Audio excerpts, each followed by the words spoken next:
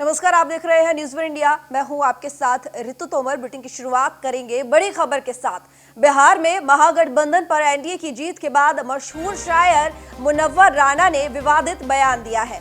मशहूर शायर मुनव्वर राना ने बिहार चुनाव के नतीजों को लेकर ट्वीट किया, जिसमें उन्होंने कहा कि मुसलमानों, तुम्हें ओवैसी की जीत और बिहार की हार मुबारक हो। उन्होंने आगे लिखा, मैं तो शायर हूँ, मेरी बात कहाँ मानोगे, तुमने झुठला दिए दुनिया में पैगंबर कितने। मुनव्वर राना ने पिछले कुछ सालों में कई ऐसे बयान दिए हैं जिस पर देश भर में विवाद खड़ा हुआ। दरअसल बिहार चुनाव में असदुद्दीन ओवैसी की पार्टी ने 5 सीटें जीतकर सीमांचल में गहरा प्रभाव छोड़ा है।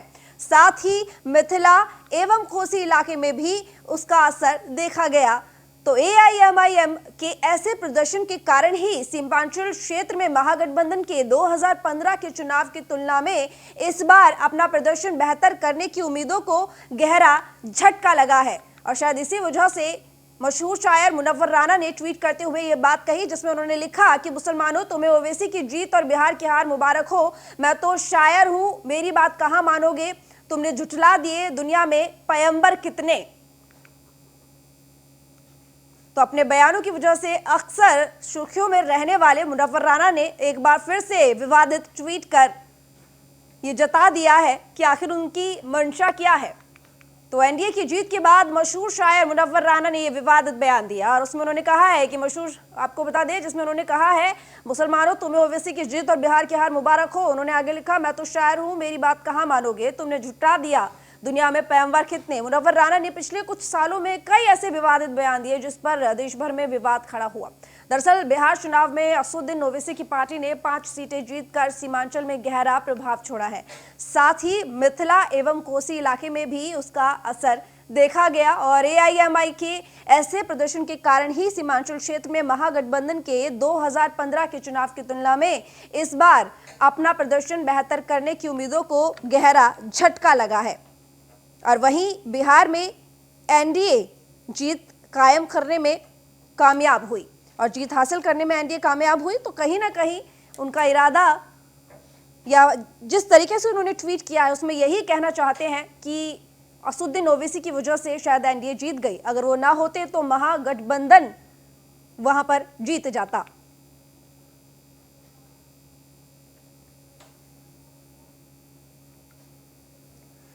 तो मशहूर शायर मुनव्वर राना हमारे साथ जुड़ गए हैं। बहुत स्वागत है मुनव्वर जी आपका न्यूज़ वन इंडिया पर। जी आदाब।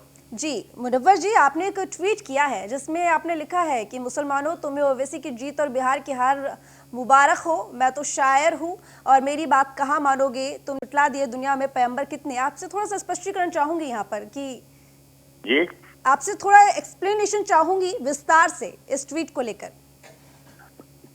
ज्यादा ये विस्तार नहीं है, बहुत छोटा सा है कि ओवैसी जी खुश होंगे कि उन्होंने 5 सीटें पाई। हमको उदासी हुई कि इन्होंने जो सेकुलरिज्म की बुनियाद है उसकी सीटें खिलाई और हिंदुस्तान में उत्तर प्रदेश और बिहार की जो टाउ बेल्ट है, यहाँ का कल्चर है हिंदू मुस्लिम भाई भाई, यहाँ का कल्चर है गंगा जमनी तहजीब। यहाँ कोई मुसलमान अगर 5 सीटें जीत के अगर वो चीफ मिनिस्टर हो सकते हैं या 50 सीटें जीत कर पार्लियामेंट में वो मोदी की जगह आ सकते हैं तो बहुत अच्छी बात है।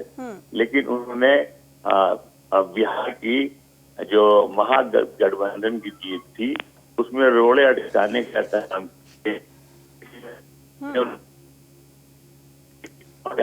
बिहार महागठबंधन वाले हार गए, उसकी भी मुबारकबाद दी। और इसके बाद मैंने शेर कहा वो मैंने मुसलमानों को ये कहा कि भाई ये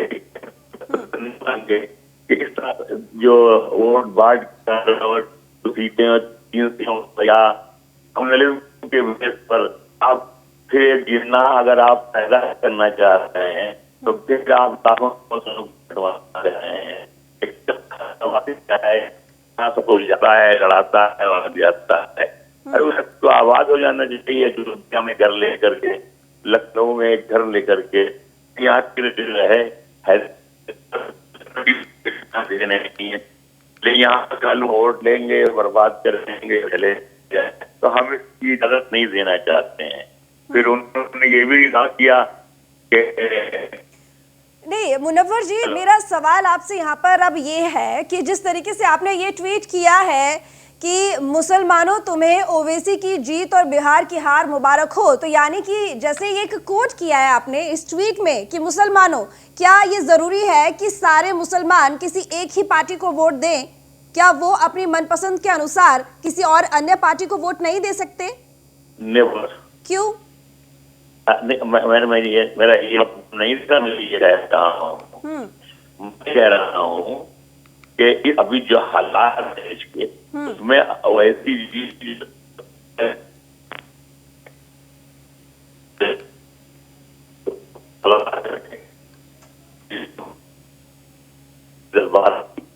तो मैं दिल्ली की तरह पंजाब ये हालात ऐसे हैं तो साथ में कर रहे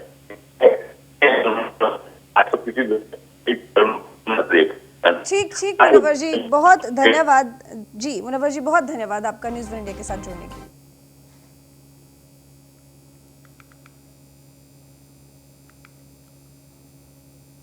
रुक करेंगे अगली बड़ी खबर की ओर, ग्रेटर नोएडा से है, जहां न्यूज़ वन इंडिया की खबर का दमदार असर हुआ। पुलिस कमिश्नर ने शराबी दरोगा विकास चौहान को सस्पेंड कर दिया। शराब पीकर पहले पंचशील हाइनिश सोसाइटी में हाई वोल्टेज ड्रामा किया, फिर नशे में धुत एसआई विकास चौहान ने सोसाइटी के गार्ड को पीटा। गार्ड को पीटने के बाद सोसाइटी में सरेआम सरकारी पिस्टल भी लहराई और सरकारी पिस्टल लहराकर शराबी दरोगा ने सनसनी फैलाई। तो न्यूज़ वन इंडिया पर खबर चलाने के बाद सीधा पुलिस कमिश्नर ने संज्ञान लिया। नोएडा की परथला चौकी पर तैनात था आरोपी दरोगा विकास चौहान। पंचशील हाइनिश सोसाइटी का ही रहने वाला है आरोपी दरोगा। ये वीडियो हम लगातार आपको दिखा रहे हैं। न्यूज़ वन इंडिया ने इस खबर को बड़ी ही प्रमुखता के साथ दिखाया, जिस पर संज्ञान लिया गया और पुलिस कमिश्नर ने संज्ञान लेते हुए कार्रवाई करते हुए शराबी दरोगा विकास चौहान को सस्पेंड कर दिया।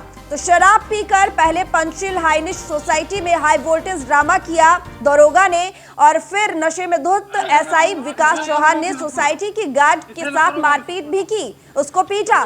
गार्ड को पीटने के बाद सोसाइटी में ही सरेआम सरकारी पिस्टल लहराई।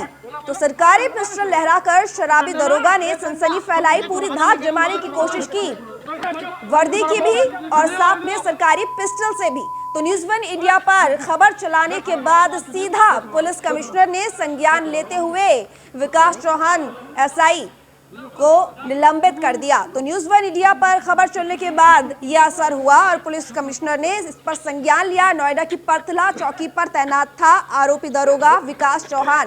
पंचशील हाइनिश सोसाइटी का ही रहने वाला है आरोपी दरोगा, यानी कि पंचशील हाइनिश सोसाइटी में ही यहाँ पर आरोपी दरोगा रहता है और शराब पीने के बाद ये हाई वोल्टेज ड्रामा किया और गार्ड के साथ मारपीट भी की। ये सोशल मीडिया पर एक वीडियो प्रचारित हो रहा है जिसमें एक पुलिसकर्मी के द्वारा कुछ गार्डों के साथ अभद्रता की जा रही है। इसमें जो जानकारी निकल कर के आ रही है कि ये सब इंस्पेक्टर हैं जो परथला चौकी में तैनात हैं। ये अपनी पत्नी के साथ महागुन माईवोट सोसाइटी है वहाँ जा रहे थे। रात्रि में पारिवारिक विवाद के चलते इनके द्वारा पत्नी से भी मारपीट की गई और उसके बाद गार्डों के साथ भी अभद्रता की गई। इस प्रकरण को जो है पुलिस आयुक्त महोदय द्वारा काफ़ी गंभीरता से लिया गया और तत्काल प्रभाव से इनको निलंबित कर दिया गया है और विभागीय कार्रवाई संस्थित कर दी गई है। साथ ही साथ अन्य विधिक कार्रवाई अमल में लाई जा रही है। निशांत हमारे साथ जुड़ चुके हैं न्यूज़ वन इंडिया के न्यूज़ रूम से लाइव। निशांत, आपसे जानना चाहूंगी, जिस तरीके से पंचशील हाइनिश सोसाइटी में ये ड्रामा किया गया, हाई वोल्टेज ड्रामा किया गया था दरोगा की तरफ से, और उसके बाद जिस तरीके से न्यूज़ वन इंडिया ने इस खबर को बड़ी ही प्रमुखता के साथ दिखाया और इस पर कार्रवाई भी की गई। देखिए बिल्कुल रीतू, बता दें अपने दर्शकों को, जिस तरीके से खाकी की आड़ में दरोगा शराब पीकर गुंडई करता है और उसके बाद सबसे पहले ये 11 नवंबर की रात में पहले गार्ड के साथ मारपीट की जाती है, गाली गलौज की जाती है और हाई वोल्टेज ड्रामा पूरी तरह से सोसाइटी के अंदर किया जाता है। जिस सोसाइटी के अंदर हजारों परिवार रहते हैं उसके अंदर पूरी तरह से सरकारी पिस्टल से लहराया जाता है और पूरी सनसनी इस पिस्टल लहराने की एक वीडियो वायरल होने के बाद दहशत फैल जाती है और दहशत फैलने के बाद पूरी इस घटना को फैलने के बाद आलोक सिंह जो कमिश्नर हैं न्यूज़ वन इंडिया की खबर को संज्ञान में लेते हैं और उसके बाद दरोगा एसआई विकास जो चौहान है उसको निलंबित कर देते हैं। और सबसे बड़ी बात है कि प्रमुखता से जब न्यूज़ वन इंडिया खबर चलाता है तो उसका खबर का असर देखने को साफ मिलता है। सबसे बड़ी बात यह भी रहती है कि ये दरोगा जो है वो परथला चौकी पर तैनात था, एसआई विकास चौहान इसका नाम है। और सारी जो घटना होती है थाना बिसरख क्षेत्र में ये घटना होती है और पंसिल्स हाइनिस सोसाइटी के अंदर जिस तरीके से हाई वोल्टेज ड्रामा ये दरोगा खाकी की आड़ में दिखाता है, उसके बाद पूरी तरह से सनसनी सोसाइटी के अंदर फैलती है और पहले गार्ड के साथ मारपीट करने का पूरा प्रयास करता है और उसके बाद पिस्टल लहराता है। सरकारी पिस्टल से लहराता हुआ साफ तस्वीरें वायरल होती हैं। और जिसके बाद आपसे यहाँ पर ये जानना चाहूंगी कि ये पूरा हंगामा, ये हाई वोल्टेज ड्रामा आखिर क्यों हुआ? गार्ड के साथ मारपीट क्यों की गई दरोगा की तरफ से?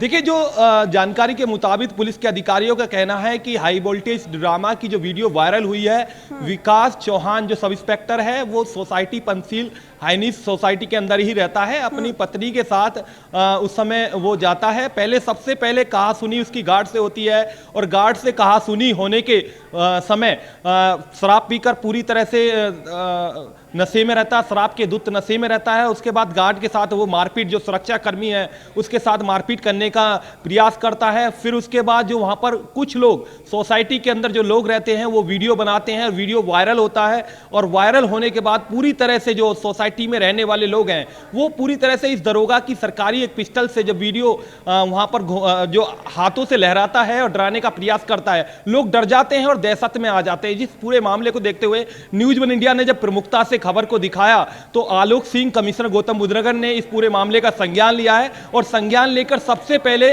इसको लाइन हाजिर किया गया। उसके बाद अब निलंबित की कार्रवाई की गई है। ठीक, बहुत शुक्रिया निशांत तमाम जानकारी के लिए आपका।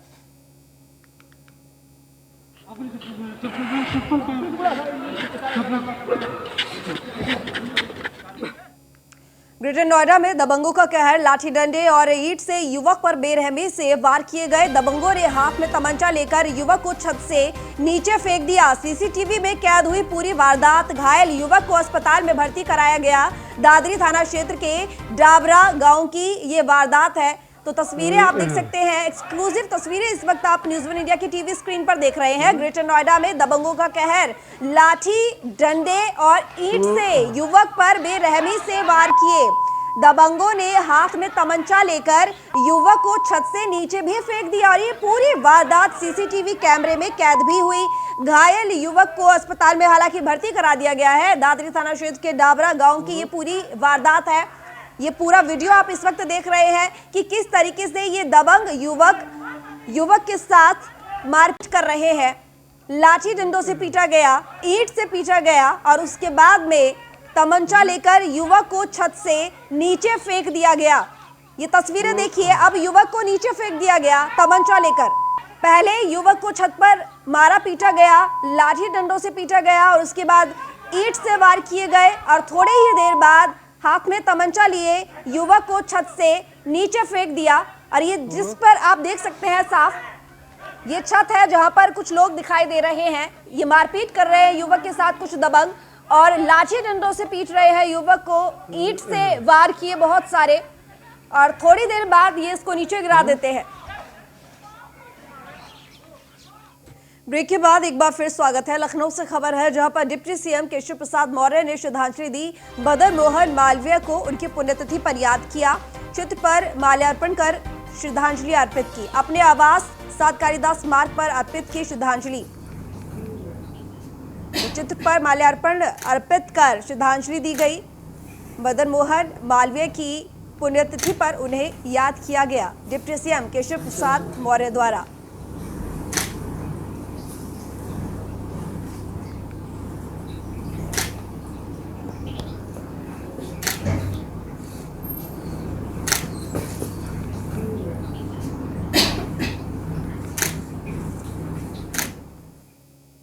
देश प्रदेश समेत शाहजहांपुर में भी दिवाली त्योहार को लेकर प्रशासन अलर्ट है। इस मुद्दे पर पुलिस अधीक्षक एस आनंद ने न्यूज़ 1 इंडिया से खास बातचीत की। देखिए। आने वाले त्यौहार को लेकर के पुलिस अधीक्षक हमारे साथ हैं कि क्या तैयारियां हैं उनकी। दिवाली है, भैया दूज है, उसके बाद कार्तिक माह का जो मेला होता है वो भी यहाँ पर बड़े धूमधाम से मनाया जाता है। उसको लेकर के पुलिस की तैयारियां क्या है, पुलिस अधीक्षक एस आनंद हमारे साथ हैं, उनसे बात करेंगे। त्यौहार को लेकर किस तरह आपका रणनीति चल रहा है? ये लगातार ये जो त्यौहार हैं, आज धनतेरस का पर्व है, दीपावली का पर्व है, इसके बाद भैया दूज है, उसके बाद छठ होता है, कार्तिक मास का भी पर्व है। तो इस सिलसिले में हमारे वरिष्ठ अधिकारियों द्वारा भी बहुत विस्तृत दिशा निर्देश दिए गए हैं पुलिसिंग के संबंध में।